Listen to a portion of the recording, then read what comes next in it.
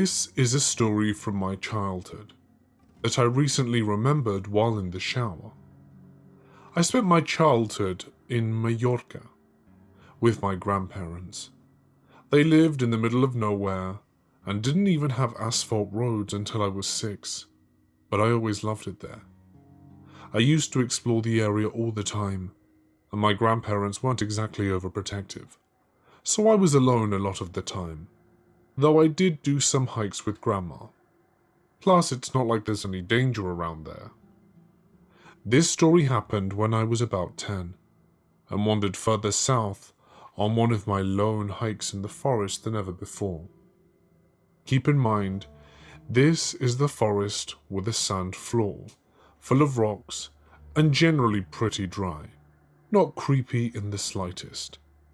I found a pair of rusty old train tracks that had obviously not been used in a very long time. They were overgrown, had plants sprout high between them, and in one massive spot, a huge tree branch extended across them. I followed them westward, for that was closer to the town I lived in, and ended up in what seemed to be an abandoned little village. I say village, but this wasn't like an old western mining town, just some wooden houses that had obviously been built quite recently, and some even had satellite dishes on them. However, all of them were locked with modern padlocks, and the windows were also dark, so I never found out what they actually were. There were no roads anywhere, just these strange houses built on stilts for some reason. This was neither usual nor necessary. The train tracks, however, ended in that abandoned village, and they did so quite unceremoniously, with just one of those full stop breaks you find near the end of train tracks, which was also pretty battered and rusty. I never found out where the train leads to the east, because it was far too long away for a boy of 10 years to do, and after showing my friends this certainly odd thing, we lost interest after a while. Enter one of those nightmares in which nothing really happens, but you wake up with a feeling of dread. I was standing somewhere along the tracks during daytime, and a train with a proper steam-powered locomotive races by. The interesting thing were the passengers.